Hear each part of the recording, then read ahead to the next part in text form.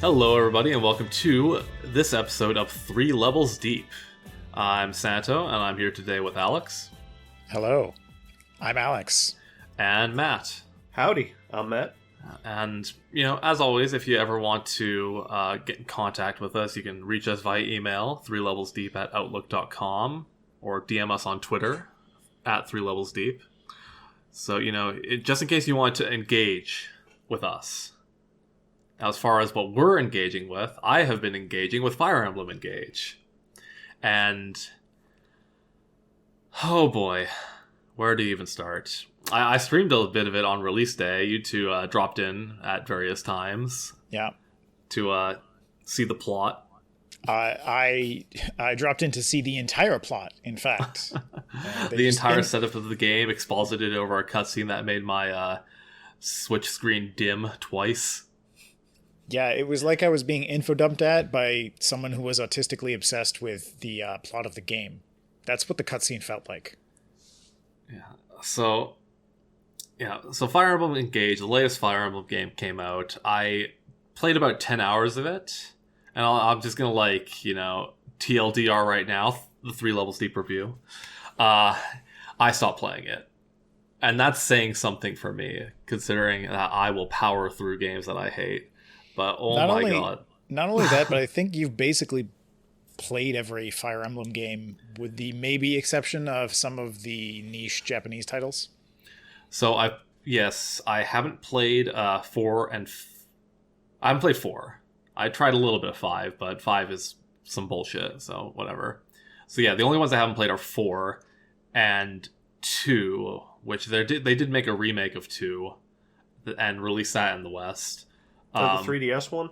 Yeah, but if it's anything like the DS remakes of number 1 and number 3, I'm not entirely thrilled about how that's going to be, because the remakes of 1 and 3, they cleaned it up a little bit, but there was still too much, NES strategy game design in there that they were pretty rough, especially the remake of 1. Remake of 3 was a little bit better. But I don't know if you've ever played, Alex, if you ever checked out Famicom Wars or anything like that, but the map design in that game was atrocious. Yeah, Famicom Wars it's not great. Yeah, Super Famicom Wars was kind of interesting, but yeah, they had some interesting things. Before that, I think it was pretty rough. Mm-hmm. I was actually just impressed that they were even able to get a turn-based strategy game on the NES at all. Really? Yeah. But they did. Yes, so Fire Emblem, this series has extended back to the NES. It's like over 20 years of history. And they tap into that in this game, where you have these rings that you can equip on your units that allow them to be paired up with old Fire Emblem characters. Which they keep doing this. They keep harkening back to Fire Emblem history, with being able to use all these Fire Emblem characters. Fire Emblem Awakening, you could have old characters. Fire Emblem Heroes, gacha game characters throughout everything. At least it makes sense there. Yeah, Fire Emblem Warriors, same thing. Smash Bros. You can have a full 8-player match of all Fire Emblem characters in Smash Bros if you wanted to. That's how many there are in there. There's no other franchise you could do that with in Smash. Maybe Mario, depending on what you count as Mario. Yeah. It's Mario. But even the game Luigi, differentiates Wario Bowser, as someone else. Peach, Daisy. Yoshi has different music on stages, so he doesn't count. Bowser Jr. There might be one I'm missing, but Fire Emblem was insane. So they keep, pulling on these old Fire Emblem games, but with each successive game, they've been getting away from what makes Fire Emblem good. And that's the first thing, is that these paired units are way overpowered. They're insanely overpowered. One of the pairs gives your character +5 movement when it's activated. So it just doubles it, so you can just run across the entire stage. Another one lets you warp to another spot on the stage and unleash a huge magic attack on enemy. Another one like does an area of effect attack, which doesn't exist in Fire Emblem for the most part, at least not on the player side. So, and the last one I got before I stopped was you could activate and recover all HP for all of your units. Whoa. At the cost of reducing the unit that did the recovery. Their HP will be reduced down to 1. But who cares? You just get some other healer to heal them back up. Yeah, you could just heal them. Yeah. And so these super moves you can use once when your characters are engaged. So, one question I have is this limited, or are these abilities unlimited use? So you can use them once per transformation. Transformation lasts for 3 turns, and you gain transformation points by defeating enemies. You need to defeat a fair amount to transform again, or go to a spot on the map which refills all your transformation points instantly. So, yeah, you can usually that seems like it kind of goes against one of the sort of core mechanics of Fire Emblem, which is that powerful weapons typically have fewer uses. So you have to ration it, right? Especially if you're on the higher difficulties, you have to be really concerned about like, okay, I just got this killing edge. Do I even want to use this killing edge right now? Because I only get to use it a certain number of times. Exactly. That's a core kind of consideration like throughout the campaign of a Fire Emblem game. And it sounds like this game also removed weapon durability. Oh, okay. So at least they didn't do what Fates did, because Fates also removed weapons durability, and to balance that, they just made like the higher tier weapons have drawbacks that were like kind of a pain in the ass. This game does the same kind of weapon weight system that other Fire Emblems use, where heavier weapons will dock your speed unless you have a specific stat raised high enough to offset the weight. In this case, there's a stat called build, which, characters that are like big, heavy, knights with big lances, like they have a lot of build, whereas, your like mages or whatever have fairly low build. So at least there's that, but it's still like the game just doesn't feel balanced right now from what I've played, because now I will say that you can change these rings to different characters like every map if you wanted to. So you can kind of mix and match. That's like maybe a little bit interesting, but this entire system takes away one of the cores of Fire Emblem to me, which is the individuality of the units. Where like each unit is supposed to have, it's their defined role, so that you can, do your tactics stuff. You can do your strategy at the beginning. It's like, okay, I've got, these high movement characters over here. These are the only ones I have, so I'm kind of stuck with them. And each of my high movement characters has strengths and weaknesses. Pegasus Knights fly over terrain, but they get shot by arrows.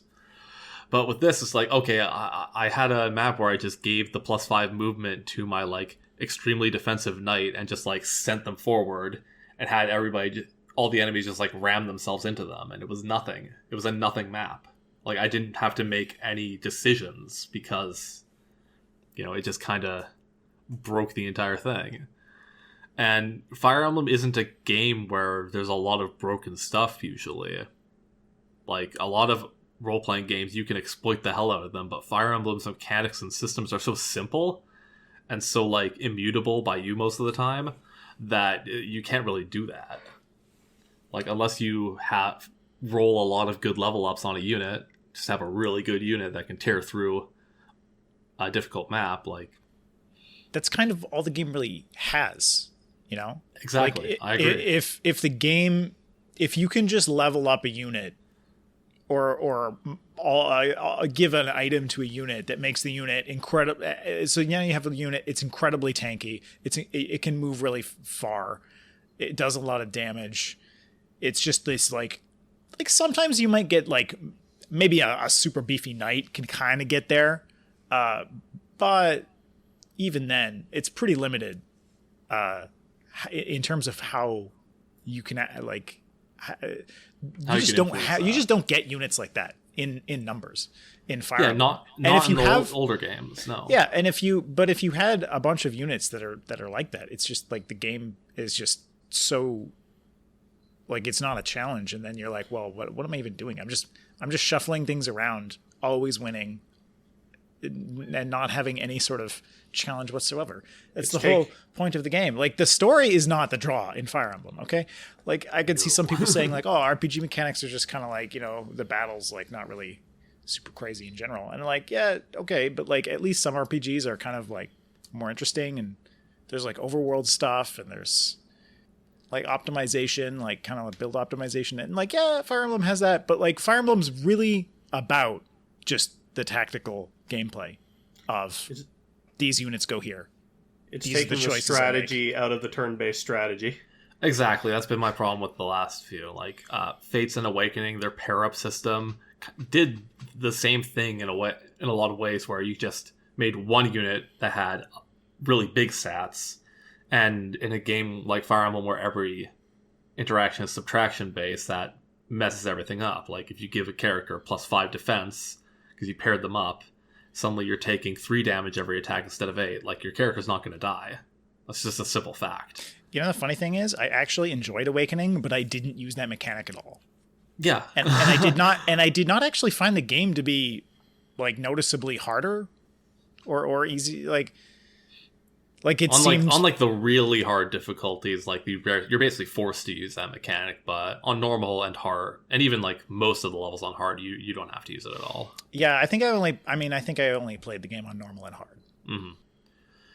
But speaking of Awakening, this game is, so much of it is like Awakening, because the entire like core setup of the plot is a lot like Awakening, where your main character is this character that has amnesia, of course. They did that again. Such a good plot device. And they've been asleep for 1,000 years and don't remember anything. And there's a little glimpse of like a flashback where it looks like your character may have been evil at some point. You mean like in Awakening? Yeah, just like how Robin is theoretically like the Dark Dragon reborn or whatever, but just doesn't have his memories, so he's not evil. And you know, you've got these retainers and stuff, and they're annoying as hell. And a Jagan, yeah, of course. I identified the Jagan as soon as he showed his face. I was like, that's the Jagan. And then like immediately your like mother figure just dies, just like in Awakening. And then they introduce like, you know, this evil-ish empire that's trying to revive the Dark God with a lady with extremely big tits and very revealing clothing, just like Awakening. Using all these old characters from these old Fire Emblem games, just like Awakening. Like, they're really doubling down on the fact that, okay, Awakening sold really well and brought Fire Emblem back from the brink, so let's just do that again. And I maintain that the reason that Awakening did as well as it does is because the 3DS had no games at that point. It was one of the few like big ticket, or in my opinion, big ticket like Nintendo releases early in that system's lifespan. The 3DS has an amazing catalog now that's been out for so long, but remember, like, they had to cut the price early on the 3DS because it wasn't selling because it had no games, and then did that ambassador program where they gave free virtual console games to a bunch of people. And soon enough, it'll have no games again. Yes. Which reminds me, I gotta go buy a Project Cross Zone 2. After seeing that screenshot you posted of Phoenix Wright, Phoenix, Goro Majima, and Heihachi. That, oh boy. And it's a turn-based strategy game, so, you know. Maybe it's good, I don't know. But getting back to Fire Emblem, the other thing that reminds me of Fire Emblem Fates, which is a very bad thing. Where so far it seems like the character makeup of Engage has been royal, like noble characters and their 2 retainers, which is exactly what Fates did. Where like most of your army was made up of royal family members and their 2 retainers, and so you're not really getting a great swath of characters that can do world building very well in this game, because half of their personality is they are you know, in service to this noble. The My other liege. half, yes, and the other half of their personality is one over-exaggerated character trait. Like the archer lady being obsessed with muscles, and that's every single conversation she's going to have is going to be some kind of like muscles or fitness conversation. That's it. Which sucks. I like archers. I want to use them. But when they're written so badly, I don't want to use them. Yeah. Speaking of characters, the character designs, they're really bad in my opinion. There's no other way to say it. It looks like Genshin Impact. It's worse than Genshin Impact, man. Like, I like my Fire Emblem characters designed like 90s anime, not like 2020s anime. Or like, I went and looked at a lot of older Fire Emblem characters, and it's like, yeah, these character designs are very clean. They're like anime practical, where they're not necessarily like the most practical like battle garb or whatever, but by anime standards, they're pretty good. Whereas in Engage, like everybody's got completely over designed, like way too many parts to their costume that are different. Like the archer lady that I was saying before has like this like frilly, puffy half dress that's like goes down to her midriff, shows the midriff because you gotta show the midriff, and then these like kind of like very fancy pants. Is like, I don't think you could actually use a bow and arrow with sleeves that large. Like, I don't think that would actually work. And just really baggy sleeves, trying to use a bow and arrow. Yeah, and that, God, there were a few like the princess characters as well. Just has like this like gigantic poofy dress. It's like, I know you're a mage, so you get like a slight pass, but still, it's like these character designs are just too much. And then those weren't even the worst. Like, I got to the thief character, and the thief character just has stars in their hair, and like yeah, I think I've seen that one, and like a stars on their face and whatever, just like decals or whatever. Yeah, it's like, why are these here? And they've all also got like casual outfits as well that look really modern, don't they? Yeah, really modern and out of place, considering that this is really weird. Magic and fantasy basis. Like, why are these characters in like gym clothes that I expect to see today? And then of course I got to the part where I quit at. I literally like saw a character design and pressed the home button and shut down the console. It was like a Pegasus Knight character in chapter 7, I think. It was one of the princesses of a different region, and they just straight up had a heart next to one of their eyes and introduced themselves like a pop idol. I'm like, okay, no, I'm done. I'm just done here. Because I'm okay with anime-ass characters in games where that makes sense. It does not make sense here. Yeah, well, like Phoenix... it's not that it's like anime, or it's not really about it that. Is. It really is. Like, no, but like the problem is that it does not fit a fantasy sort of medieval-ish setting, right? Like the clothing choices make no sense in the context of like what this world is supposed to be, like what Fire Emblem is. Why is a tracksuit in the game?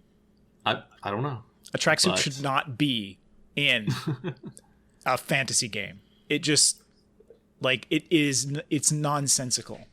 Like, are they using leftover like outfit designs from Tokyo Mirage Sessions? Honestly, it looks no, that's too good. These are leftover designs from a Pokemon game. But like in terms of character writing as well, though, like I'm fine with characters being like very over exaggerated and don't quite fit the world that they're in, if it makes sense. Like the Phoenix Wright games, there's a lot of completely out there characters that are completely unrealistic, but it makes sense because a large portion of that game is comedy. So all these over exaggerated characters make sense. In AI the Somnium Files, there's some character designs that rival those of Fire Emblem Engage in terms of how like much they are, and how like I I'm kind of sounding like a prude here, but like needlessly revealing they are. But it makes sense in that game because of the tone that game sets. Like it's, you know, this weird like edgy cybercrime kind of thing. It's not, you know, magic and dragons. Yeah. So well, I thought it was actually kind of amusing, but one of the artists that was like in charge of a lot of these character designs is actually well known for designing VTubers. See, yeah, and that makes all the sense in the world. Like, I think it kind of explains obviously why some of the designs look the way they are. But the thing is that's not... If those designs were on VTubers, I would be fine with that because that's VTubing. Like, that makes sense. Yeah. Like, it's, you know, just even the, like, core concept of, you know, presenting content on the internet is like, okay, yeah, if you're flashy, that's good. That's eye-catching. But not for this, man. Not for this. Like, maybe they saw, like, Three Houses and the fact that for half the game, all the characters were just in school uniforms, and we're like, no, this is too boring. We gotta overcorrect. Yeah. Which, speaking of which, the team that did Fire Emblem Engage actually, like, largely isn't the team that did Three Houses. It's largely the team that worked on Fates. Apparently, I didn't know this at the time, but Three Houses was largely shopped out to Koei Tecmo, which makes a lot of sense because I have problems with Three Houses, but I think Three Houses is a fine game because they tried new things in a way that made sense. Like the kind of, I don't want to say Persona-esque, like dating sim-esque, like time management stuff where like there's weeks and you interact with the characters in your army every week and pay like extra attention to some to raise their like weapon ranks and stuff like that. And having to choose like, okay, do I want to go on a skirmish battle or do I want to do any other number of activities? Like that made sense. Like that's an interesting mechanical change that they could make because it doesn't clash with the core tactical conceits that Fire Emblem has had for 20 years. No, and I think also it actually there's hints of like things that would be like that actually in some of the previous games, right? Like some of the previous games, you know, you can have support conversations between battles, for example, that ranks those up. And there's like an armory that like you sometimes feel like you should be able to train in between battles, but you can't. So like it's sort of like a progression that is very like, yeah, this is a clear kind of addition, right? And also it makes sense in the context of the world, right? Like, you know, sometimes we have these characters in Fire Emblem and it's just like, oh yeah, you know, this is like just some random kid that we picked up in the village and he becomes an expert, like he becomes an expert sword wielding, spear wielding hero in these battles. But it's like, well, where did he have the time? And of course the characters talk about training in between missions sometimes, but you don't see it. It's not part of the game. No. It's just there as like an implied thing that happens. But making that part of the gameplay can, I think, be that can make sense, right? Especially if it comes with the sort of classic trade-offs in Fire Emblem of like, okay, well, you know, you can do these, but not for everyone. Because that adds sort of choice in terms of how you're actually training your army, which is already something that Fire Emblem puts on you, is like, you know, you have to choose which characters you want to level up, which characters you want to promote, that kind of thing. Yeah. Like it Three Houses added that kind of layer of like meta strategy to the larger progression of the game that I think would have worked much better had it not been a game that revolves around having 3 or actually 4 separate routes, because that was a lot of busy work in between missions. Like I put way too much time into that game just clearing out 2 routes just because there was so much to do in between missions, and I wanted to do all of it because it was there. Not necessarily because it was like particularly engaging, but I felt like I was missing out if I wasn't doing it because it was a limited resource, right? Yeah. I assume Three Houses has a permadeath mode. Yes, there's a permadeath option. And you're playing the role of their teacher, right? Yes. Those field trips can go real bad. Oh no. Listen, you don't want to know what happened to Miss Frizzle's last class. Yeah. Yeah, Carlos got eaten by a wyvern. and then they show an ICBM at the Pope. I'm not joking. That happens in Three Houses. Three Houses goes in a very odd direction that is very, very bad. Basically, like, there's this, it's this kind of a standard, like, fantasy trope of, like, the ancient civilization that has been lost to time. Right. Except this ancient civilization just has, like, robots and nukes. Okay. Yeah. And there's a particular level where you, like, fight robots, and the music is dubsteppy. It's really jarring. They got any ancient flying balloons from an eastern continent? See, I'm not gonna lie. I'm not gonna lie. I was almost wondering if Fire Emblem Engage was trying to do something like that in the background, just because there were so many things in it, even from the brief time that I was watching you stream it, that just seemed like weirdly modern. Maybe, I don't know. I don't know. I mean, there's a 1,000-year time gap that they introduce you to immediately. I know another thing that's like exactly like Awakening is that there's these like weird kind of corrupted enemies that are like causing terror in the area, but we're not going to put the assets in to make unique enemy units for that. So they're just the same kind of character class that you've been fighting this in every other mission. Which is a bummer. Like Fire Emblem 8 added monsters to fight, and that was interesting. That was a good change that they did for that one game and never further. Yeah. Yeah. One other thing that I was sort of thinking about this earlier, but that I find kind of interesting is that they keep doing stuff where they're like bringing back old characters, but then they throw the plot into like weird contortions. I'm kind of surprised that they haven't tried doing something more like the Zelda series does, where like you always have Link, but it's technically not the same Link. And sometimes there's vague things about how like, there was a hero a long time ago, and then now there's these traditions, and then, you get the hero's clothes, and then you're a new character, and the world says that you're a new character, but for the fans, it's the same character. And it feels like they could very easily do something like that in the Fire Emblem series, where it's like, yeah, there's a royal family. We have the Fire Emblem.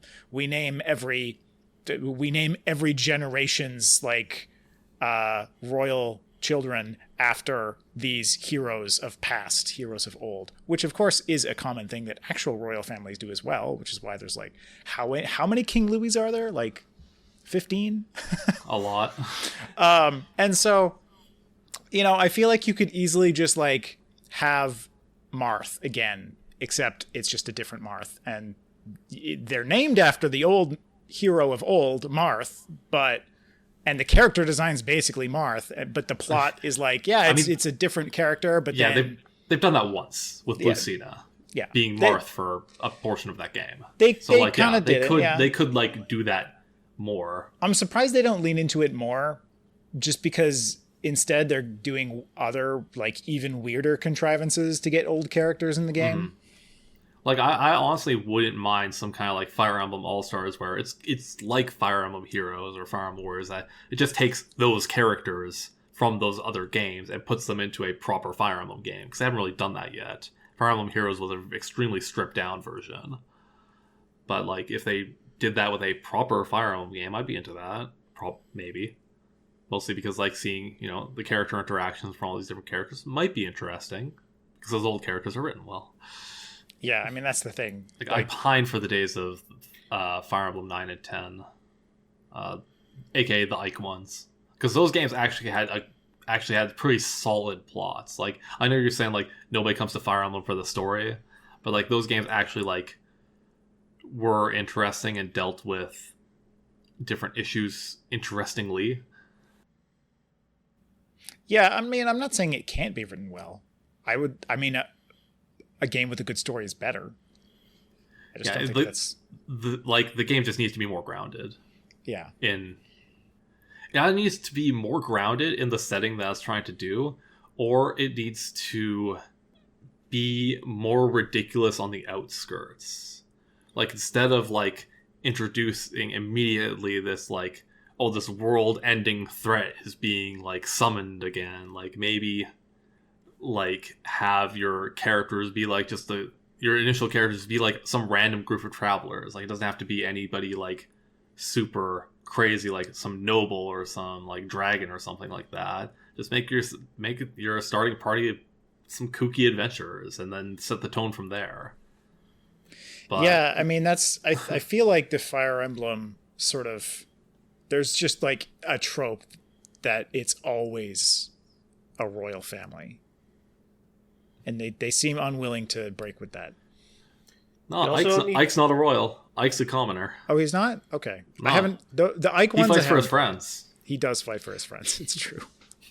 You also don't need to drop a bunch of shit right at the start. You can build it slowly. Yeah, that's what actually really annoyed me when you were streaming the intro, is like they specifically were like just calling out weirdly like early stuff that they usually have, that they usually talk about later. Like, a character is a dragon. There's all, like, in terms of the modern Fire Emblem games, I feel like they all have a character that's a dragon. You don't normally learn that character is a dragon even until after you've had the character for a while. Sometimes. Yeah. Whereas this one, they're just like, intro cutscene, you're a dragon. Mm-hmm. You're a wizard. You're a wizard, Harry. Like, I haven't played Fates, but how long before you realize the main character there is a dragon? 3 chapters, I think. It's very quick. Okay. It's still not immediate. That's still better than the intro cutscene that also tries to establish everything else about the plot.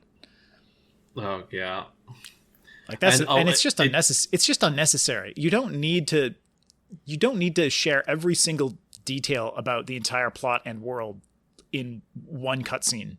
It's bad. It's bad storytelling. It's bad pacing. It's ridiculous. It doesn't actually make sense, because then you have this stupid amnesia plot again, like, they're bad.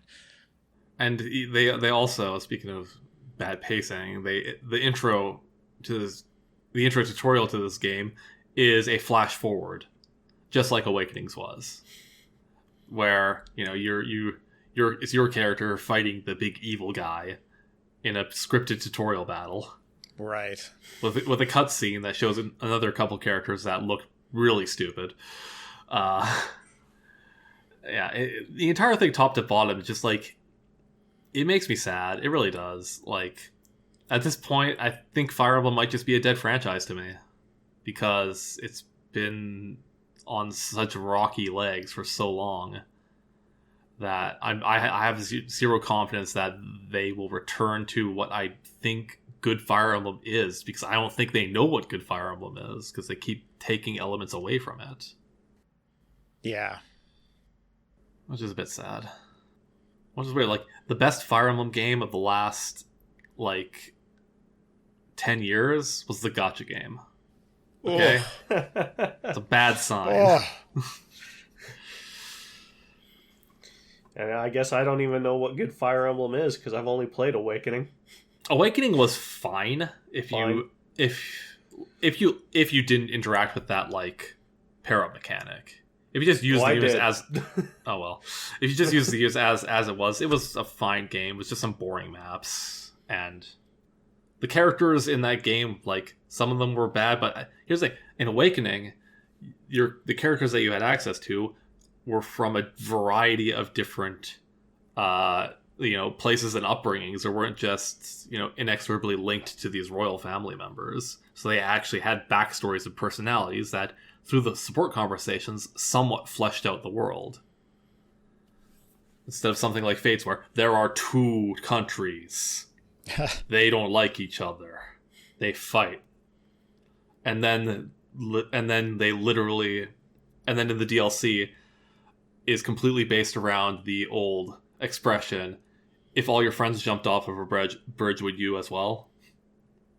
There's literally a point where there's a bridge, and over a bottomless pit, and at the bottom of the bottomless pit is a portal to another dimension. But the character that knows about that, and your main character, they only know about because they get transported there and then make their way back. If they speak of that alternate dimension to anybody, they will be disappeared, basically. Which that's only ever said in the plot. It's never demonstrated, so you don't even know if that's true. But then you get to a point where it's like, okay, the real bad guys in this is at the bottom of this pit. You have to trust me on this one. We all got to jump off this bridge. And then they all jump off the bridge. What? Fates is the worst game I've ever played. All right. Not just the worst Fire Emblem? No, it's legitimately I think the worst game that I've ever played that brings itself to a certain standard of being a game. Like, I'm sure I played something in some horrible NES ROM dump collection that's actually worse that I wasn't able to figure out. But in terms of just like, this game does everything. This game does a lot of things, and all of them are bad. I can't remember. Did you talk about this when we were doing our terrible games episode? Yes, I mentioned that then that it was the worst. Good. My least favorite game. I'm just making sure we're consistent here. Oh yeah, I'm always consistent. I've never changed my mind. Ever. No amount of showing me the Capital Cities album on vinyl will ever get me to change my mind on a hard fact. Saying like, I don't understand vinyl in this day and age. Who gives a shit? It's like, oh damn, I understand now. This album's dope. Do I even have anything else to talk about with this game? I mean, I saw some of the support conversations, and those are not well written. No, again, it's just like one character trait talking to other character trait, not one character talking to other character. Like, it's like, at least in Awakening, it felt like it was actually a character talking to another. It didn't feel like trait versus trait. Yeah, like there were some characters that were just like one character trait entirely, but it's fine if that's a portion of your characters. For example, Sane in Fire Emblem 7, most of his entire character is just hitting on ladies and getting shut down, which is fine because he's one of like 3 characters in that game that have one personality trait, and he's played up for laughs the entire time. So again, that's fine. But like it's really annoying, like playing a bunch of character driven games with well written characters and then going to this, and it's just like, these, oh god. I could write better characters than this, probably. And if I can write something better than like professionals putting out games, like something's wrong here, because I'm not a good writer. Get ready for flame jewelry coming soon. Flame crest. There we go. I've thought about like, it would be very easy to make a Fire Emblem ripoff. Like, I know the mechanics, like front to back. I know the damage formulas and hit percentage formulas, like in my head. Like, I could just do it. It's also actually like, it's a fairly mechanically, the game is really not too hard to make. Just 2D. Like the art assets, the art assets are actually relatively cheap as far as art assets go, because it's all 2D. Pixel artists to help out. Yeah. Flame Crest, the Fire Emblem ripoff. Yep. Water badge. Legally distinct. Yeah. Hey, listen, if Bug Fables can make Paper Mario. Yeah, if Bug Fables can rip off Nintendo that hard, I can rip off Nintendo that hard. Yeah. I just got to replace... Okay, Bug Tactics. Let's go. Insect Tactics. Insect Tactics. One word. Terrible. But in terms of what I've been playing, like that's the only like new thing I've been playing. Me and Alex have been playing a fair amount of Dark Tide. We've talked about that a little bit, but now we've got some max level characters. So I think that game has issues, but I think the core of it's solid. They just need to add more to it. Yeah, the core is pretty good, but it definitely feels like it released a bit early. But yeah, I feel like all games are kind of half baked when they release these days. Pretty common these days. Multiplayer ones, yes, for sure. But it released with options in the menus that literally have a coming soon tag next to them. Yeah, pretty rough. Yeah, pretty rough. And yeah, I don't know. We might make a Dark Tide specific episode. I don't think we've actually done that. We've only kind of talked about it on the GUIs a little bit. Yeah, a little bit. But I just don't have all that much to say about it. I recommend it if you like 40K, aesthetically, because that's, I think, what the game does best at. The game does a really great job, sort of just doing 40K, especially with the level, the look of the levels and the world, the architecture, and the architecture is perfect, right? And I think the sound design in the game is actually really, really good as well, surprisingly good. There's not a lot of games where I'm and we talked about this, I think, in the GUIs, but the sound effects are just killer. That plasma gun, and the power sword, so good. Alex, have you had any time to play games now that you're back in school? It's mostly been Dark Tide. Anything new? And not new, no. I've been trying to play Noita, which I haven't actually talked about much, but Sean has talked about Noita a bit. On our second episode. Yeah. Yeah. I think we're getting confused because he's talked about Noita so much to us. I don't think we actually talked about all that much on the podcast. But you've had some pretty crazy runs. I've had some pretty crazy runs. It's a very, very deep game, actually. I didn't realize just how deep the game is, because essentially it's just arbitrary mechanics.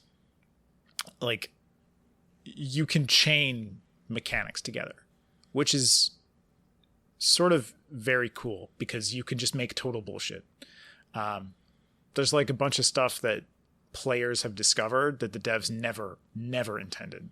Making projectiles that last forever, and there's wands. So there's parallel worlds in the game where, I guess this is a spoiler, but Noita is so deep that if you didn't have spoilers, you could spend 1,000 hours in the game and not find everything.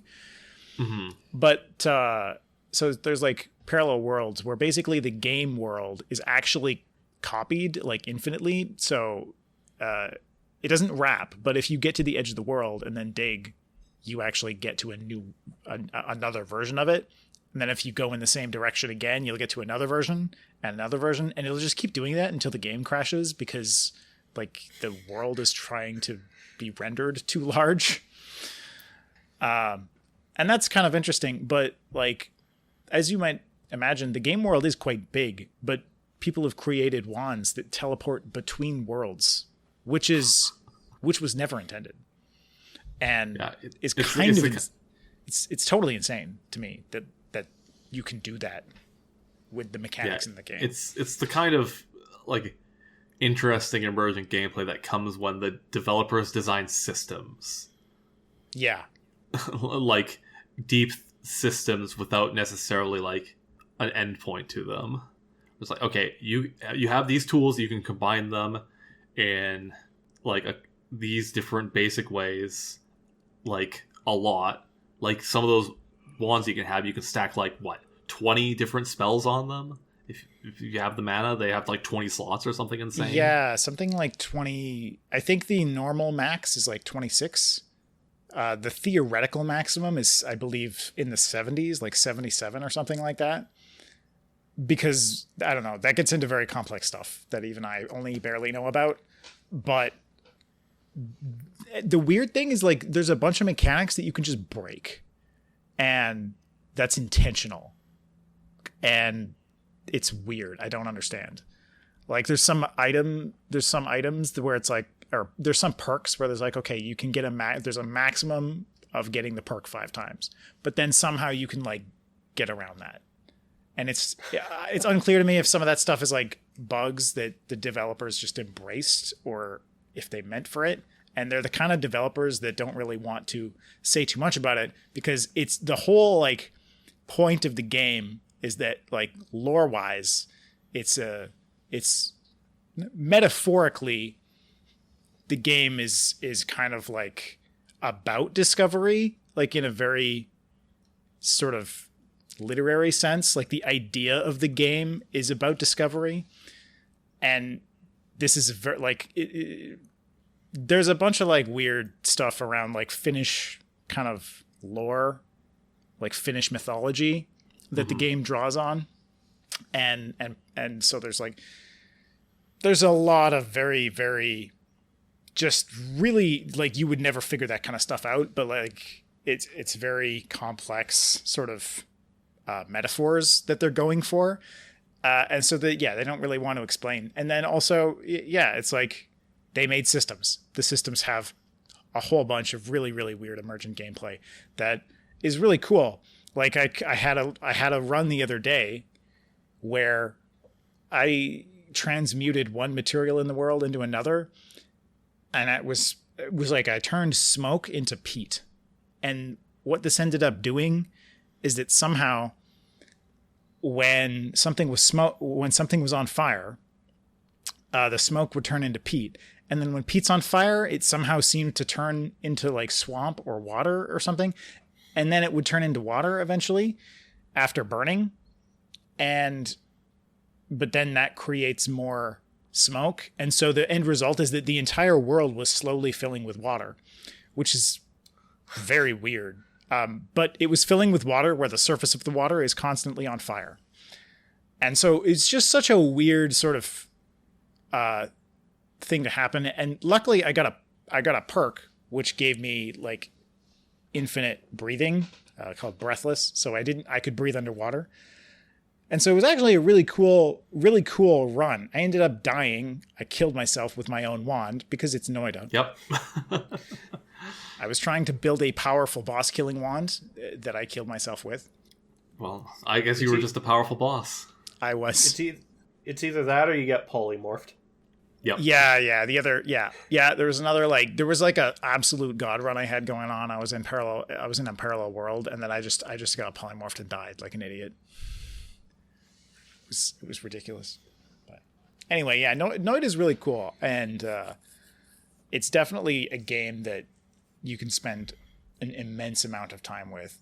I think I already have like 100 hours in it probably. Huh. Saying nothing of some people we know. Oh yeah, I've already got 132 hours in it, and I only started playing it like in December. And I'm like basically still a beginner. I haven't even beaten the game. I haven't even beaten the final boss yet. It's ridiculous. Well, I mean, I've had runs where how much time does Sean put into it, and he hasn't beaten the final boss yet? Yeah, it's true. Yeah, I probably have. In fairness, you and him play it like fairly differently. It seems like Sean tries to, progress a lot. Like you tend to like just explore everything in your immediate surroundings before you move on. Yeah. I mean, the thing is, I've had runs where I probably could have killed the final boss, and instead I started, I got so powerful that I'm like, nah, I want to go explore some of this side shit, and then I die because I got greedy to try and explore all this other stuff. I checked Steam. Sean has 957 hours. Oh my god. Nice. He does leave the game open overnight. He does. Some kind of crazy person sometimes, though, so. All right. Well, so anything else, Alex? Nah, I'm good. All right. Well, Matt, have you been setting your sights on anything recently? Quite a few things, actually. So after our GUIs, I did wrap up Resident Evil 2. Nice. Nice. I think I've talked about that enough, but I really enjoyed the game. After that, I played Bastion. Oh, nice. Oh, nice. How did you find it? Very good, but I think it suffers a little from playing it after Transistor and Hades. Well, I mean, You can definitely tell it's their earliest work, but it's still very good. Yeah, that's one thing I noticed is that it was funny because I remember I held off on Transistor until after I had played Bastion. And I remember Santo was telling me like, no, it's fine. It's unrelated. You can play it. But I'm glad I played Bastion first because I definitely noticed that too. I find that Bastion is a bit clunkier mechanically. Really, I thought the combat in Bastion did work very, very well. I did really enjoy it. I don't necessarily think that my perception of it was tainted because I played Transistor first, and I think that's the point I was getting at is that I think they're different enough that I didn't like regret playing one before the other. Yeah, maybe if I had played it after Hades, I might have felt a little bit differently because those are both action games. Since I've played either. I mean, I didn't play. Obviously, I played. I just played them in release order. So. Yeah. But yeah, it also might just be that the style of combat I didn't like as much. Yeah. Now I did enjoy it enough to actually play it through again on New Game Plus. Yeah. Just to do another playthrough and max out all the weapons and see both possible endings. Mm-hmm. Yeah. Nice, I mean, nice. I'm not saying Bastion's a bad game. Oh no. No, it's not. But Transistor is an absolutely incredible game. But yeah, aside from Bastion, I played Super Hot VR. Ooh, nice. Punched my wall a couple times on accident. Yeah, I can see that. I've got a decent sized space for VR, but it's still not quite enough. But no, that was fun. Super Hot VR, really fun. I still haven't played just regular Super Hot, because I hear they're entirely different games, but that game works really well for VR. Yeah, it's a really cool idea in VR. There's not actually a ton of VR games that I've really enjoyed, but Super Hot VR is definitely one of them. Yeah. But I mean, aside from that, like, I've also just Beat Saber's been my go-to since getting the headset. Beat Saber's always fun. I mean, Beat Saber, I think Beat Saber is the killer app for VR still, to be honest. But aside from that, I also played Sonic 1 CD and 2. Oh yeah. You were streaming that a little bit the other day.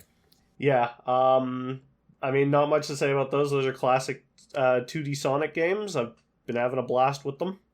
And the anniversary mode for them in Origins, pretty much it eliminates lives. Oh, that's good. And so it's pretty easy to just get through those games. And there's also, they add a new currency to the game, coins, which you can collect some from boxes in the levels, but there's also some challenge missions that'll reward you with coins, and these coins can be used to either unlock stuff in the gallery or to retry the special stages for the emeralds.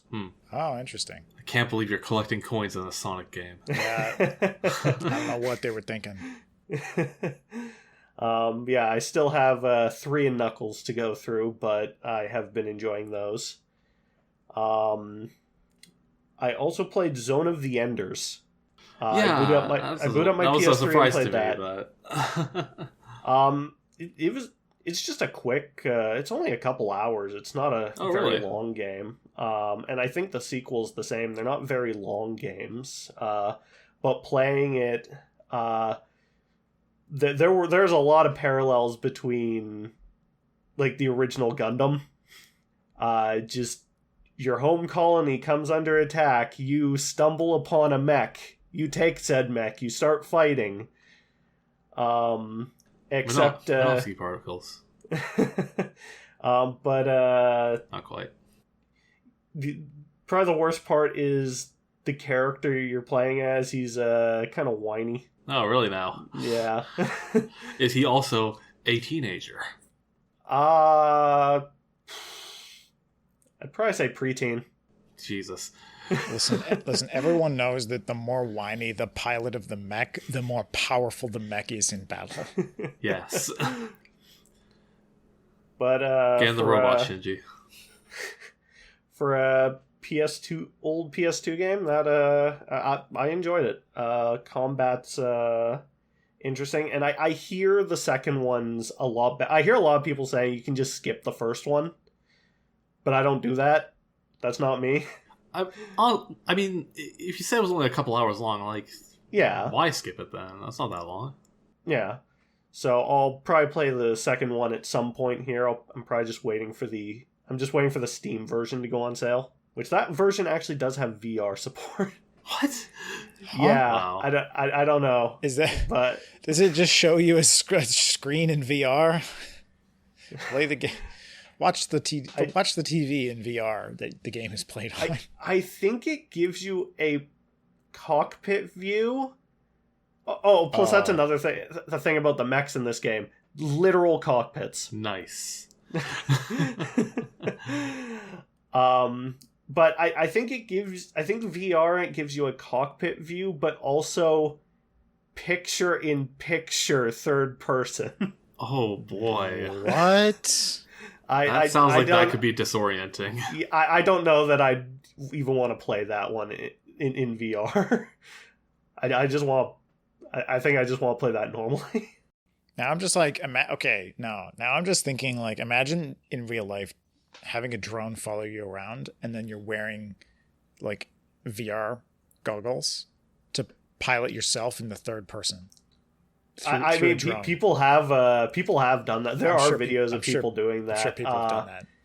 I think the probably the most disorienting looking one I've seen was they set it up 2D, like you were playing a side scroller, but you yourself are the character. Yeah, and that just looks impossible.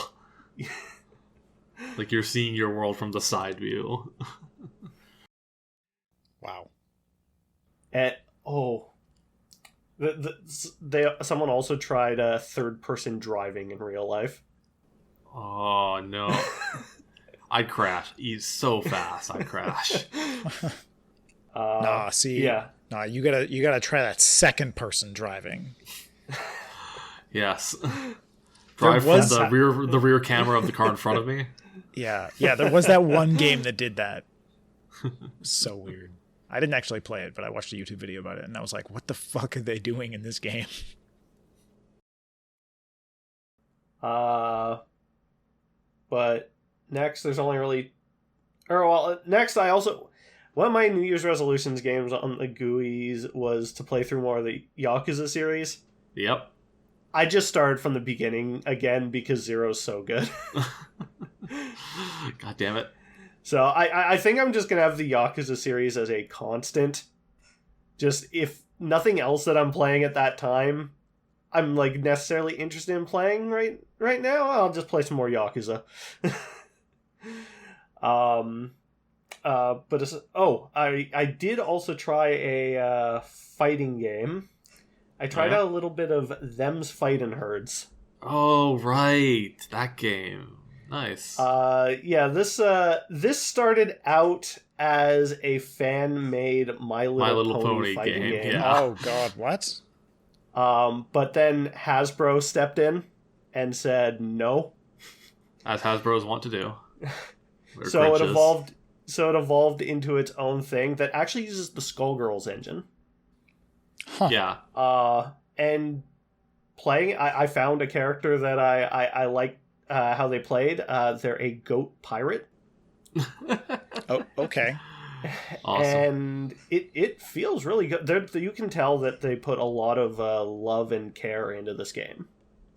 Like aesthetically, it's not necessarily my thing, but it feels good to play. And it was free on Epic. Oh, so there we go. What was it free? Fuck, I think I missed that one. I think it was during December when they were doing the different daily games. Oh, you know what? Yeah, like there were a few days there where I was away from my computer in very cold weather. Right. Yeah, I think I claimed it via my phone at that time. One other thing is, I don't know if you guys saw anything about the Microsoft little game showcase they had last week. I got a couple highlights from it, but I didn't watch the entire thing. Yeah, I've been playing Hi-Fi Rush, the game that they just decided to shadow drop there, announce and say, hey, it's available today too, by the way. Yeah, how is that? It's really fun. It's Nice. a character action game, but it's rhythm based as well. So everything in the game happens on the beat. Enemy attacks, your attacks. So like, you know, no matter when you hit attack, your attack will come out on the beat. But if you hit attack on the beat, it's more powerful. You're rewarded for doing everything on the beat. Right. And it's a very good looking game as well. The art style they went with, and it transitions well from their 2D cutscenes to the 3D in-game models. But I think one of my favorite things is the company you're fighting in this game. So the game starts with you're part of a test group to get basically robotic limbs and stuff. Okay. And on accident, your iPod ends up embedded in your chest, and so that's why things are just the way they are. The world's moving to the beat now. Oh, man. So you're going after... Hope they don't put on some breakcore kind of stuff. You'll have a heart attack. So basically, you're talked into... by another character, you're talked into taking down the CEOs of, I believe it's Vandalay Robotics. Really? Oh my god.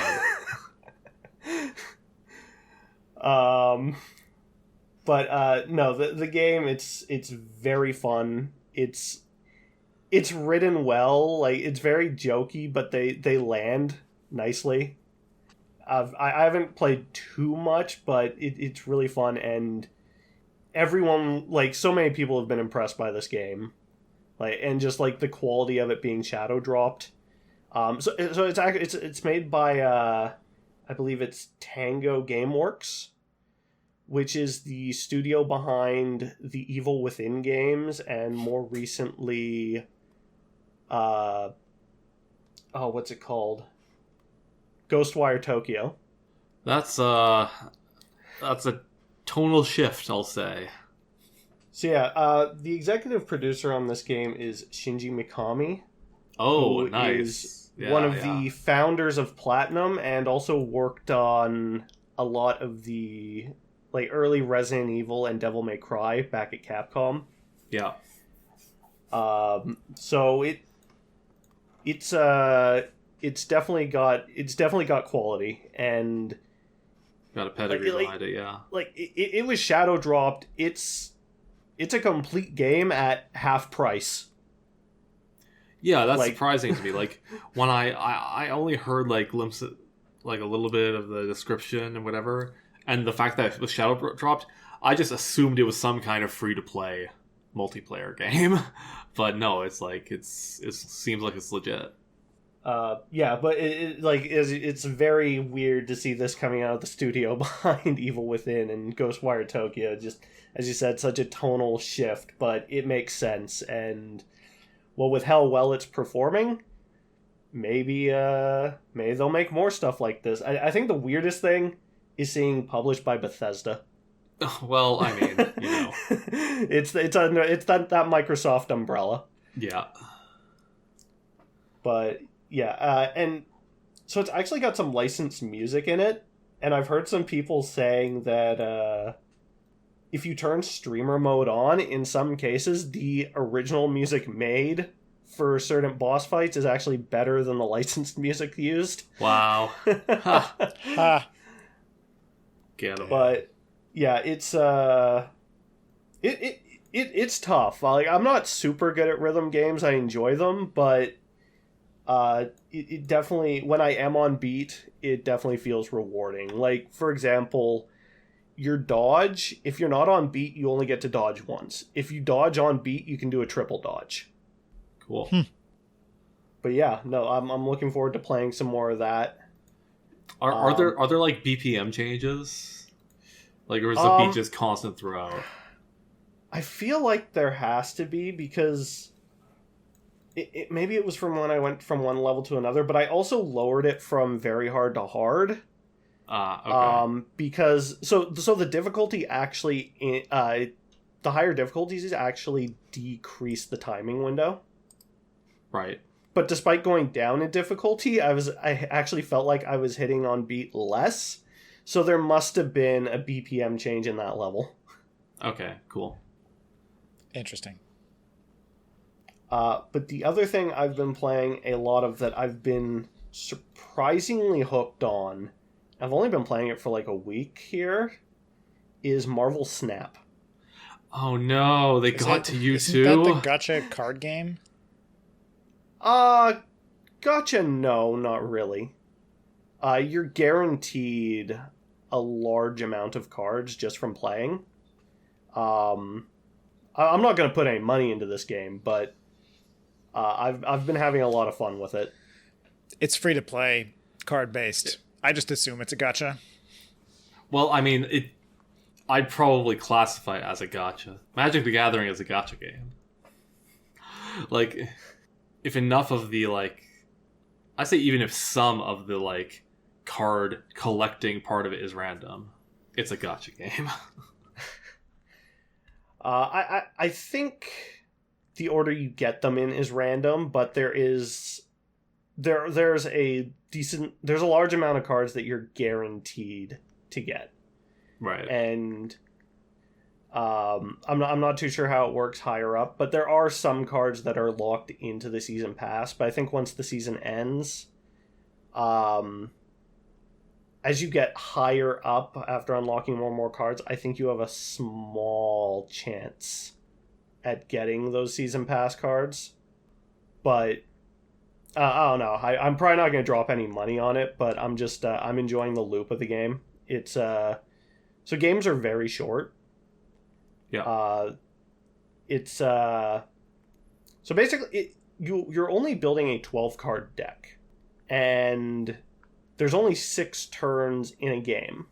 So starting with your hand of 3, you're only using, assuming you don't have anything that'll let you draw more cards, you're only using 9. You're only getting 9 of the cards in your 12 card deck, and there's no duplicates. Right. But so the way it works, there's a decent amount of consistency to that then. Yeah. So you could that pretty easily pull some stuff off consistently. I've read some other stuff about the game, how like there are certain cards that are, if they're in your deck, they're guaranteed to come in on a certain turn. Yeah, like Quicksilver is guaranteed to be a turn 1 drop. Oh, well, that's good. And I think right now I have America Chavez in my deck, which is a guaranteed turn 6 drop. So the way it works is you have 3 locations on the board. And so each location is revealed on the first, second, and third turn. And they can each have a different modifier that changes how that location works. Or maybe you just draw a card, or maybe there's a 7th turn that game. Each space changes things up. Like, if there's more than 1 card here, destroy all cards. Huh. So the space modifiers really change it. But so the way it works is, to win, you need to control the majority of the spaces at the end. Right. So at the end of turn 6, and so each of your cards have a cost and a power, and the power of those cards increase your total on the space. So if your number's higher at the end, you win that space. Okay, but so right now I'm actually running a discard deck, and there's some pretty good synergies in there. So for example, Blade is a turn 1 drop, or it's a 1-cost drop, and but he has 3 power. So his ability is when you play him, you have to discard a card from your hand. Now the discard is random, but if there are some cards that trigger from being discarded. For example, Wolverine. If Wolverine's discarded or destroyed, he regenerates at a random location with +2 power. Oh. All right. But like another one I'm using, Lady Sif. I believe she's a 3-drop. And her ability, discard the highest cost card in your hand. If I have Onslaught in my hand, Onslaught's gone. Onslaught returns to my hand with +4 power. Because Onslaught's a 6-drop. So, yeah, you can build some pretty good synergies there. Like, I also like having Squirrel Girl in my deck. Oh god, I can only imagine what she does. Canonically the most powerful. She's the most powerful card in the game, obviously. Yeah. Squirrel Girl's a 1-power drop with, or 1-cost drop with 1 power. Her ability puts a 1/1 squirrel token at each other location. Just mob the board. Yeah, but then I combine that with, say, play a turn 2 Wolverine. And then on that space, on my next turn, say I throw down Carnage, who destroys all cards at that location, but he gets +2 for each card destroyed there. So that's +4 for killing the squirrel and Wolverine, but then Wolverine regenerates somewhere with +2 power. Right. Yeah, so this sounds like there's some cool synergies. I'm scared. You're tempting me here. Tempting him. I haven't played a phone game in actually a fairly long amount of time. I think I've been off phone games for maybe like 5-6 months now. It's like, well, maybe. They did just recently add the ability to play with friends. Oh, there we go. It is also on Steam in early access, and it's basically just phone emulation. Yeah, at the enough. moment. I mean, you can. That's kind of funny, but yeah, you can just like run your Android emulator, so that makes sense. Yeah, as I said, I've only been playing it for about a week, and I think the current season ends in just a couple days, and I played enough to... It's really easy to max out. Am I going to drop the $14 on the season pass, though? No. Is there a pretty good card in there that reduces your 4-cost cards' cost down to 2? Yeah. But for the moment, I am having a lot of fun with it. I can only imagine how they'll power creep the hell out of it. That's just the case with all these games. Yep. But yeah, no, matches they're quick. I take my commute on the bus, just pull it up, play a couple matches, and I'm good.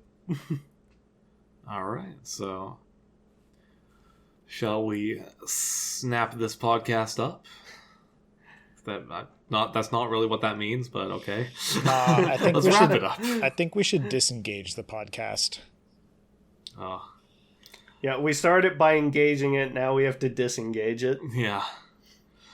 Alright, well, as always, like we said at the start, you can get a hold of us at 3levelsdeep@outlook.com, on Twitter at 3levelsdeep, our YouTube channel, which you may or may not be watching this podcast on, 3 Levels Deep on YouTube. But yeah, thanks for listening, and I hope that you enjoyed. I need a better outro. Just start doing the outro music, like do do do do do do do do do do do do. Quick, Alex, say Paper Mario a couple more times. Paper Mario. Paper Mario. Paper Mario.